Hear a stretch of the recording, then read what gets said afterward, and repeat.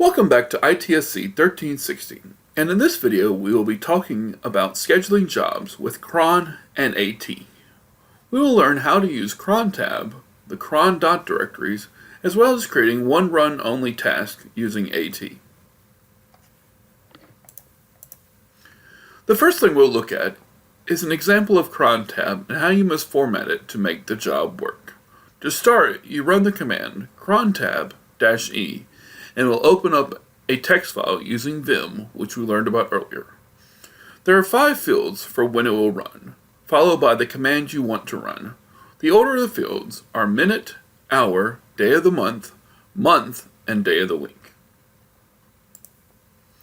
The recommended way is to use the numerical way of showing it. Hours are 0 through 23, or military time. For example, 5 p.m. is 17. Days of the week goes from 0 to 7, whereas Sunday is 0 and 7. An asterisk means every, so an asterisk in the day column would mean every day. You can also do a range using the dash, multiple times using a comma, and every 2 using the /2. See the manual page link on the course site for more options you can use. Now let's take a look at some examples using the time options that we just learned about. As you can see, you will either put a number or an asterisk in every field. Later in the quiz lab, you will be asked to write the correct way to express the scheduling of a task in this format. Next, we will look at a couple other commands and locations and define what they are used for. We already talked about the cron tab-e, but you can also use the cron dot folders to add scripts that will run hourly, daily, weekly, or monthly. Cron tab-l is used to show the cron jobs for the current user, and finally, if you want to run a job just once, you can use the AT and a time command. I will show you an example of a cron job and AT job after we take a look at the Anacron tab configuration model.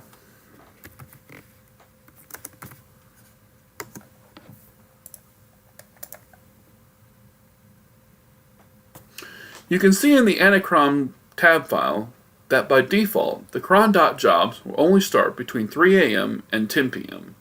The daily will run around 3:05, the weekly around 3:25, and the monthly around 3:45, assuming the server was running at those times.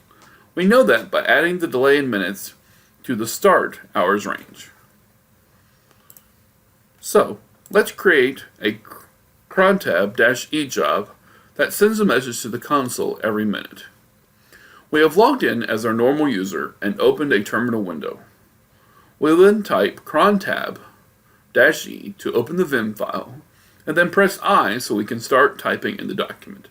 So, I type asterisk, asterisk, asterisk, asterisk, asterisk, with a space between each one, and then the command echo, this is my cron job, greater than, /dev, /pts/0, which basically sends the output to my terminal. If you want to know how to identify your terminal, use the tty command. This is just a way to show that I did it correctly.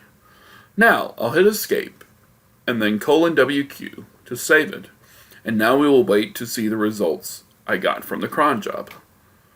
Now, as you can see, there is multiple "this is my cron job" on the screen. If I want to stop it, I just go back into the cron tab-e and delete the line out. Another way to confirm the job is by using the cron tab-l command.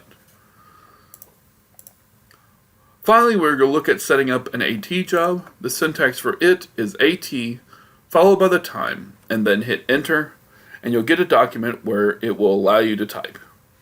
The only thing here we need is the command, since we've already given a time for when the command will run. So, I'll set the time, which in this case is 21:06, and do a similar command as we did before, echo, this is my AT job, greater than, /dev, /pts/1, and hit enter.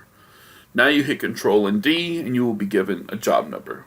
To see your pending AT jobs, use ATQ. And now you can see that the job was sent to the screen successfully. Remember, AT is only for doing the job once, so it won't happen again unless we schedule it again. In this video, we learned about creating cron and AT jobs. There are many other options we can use, but this is just the basics of learning about them. Thanks for watching.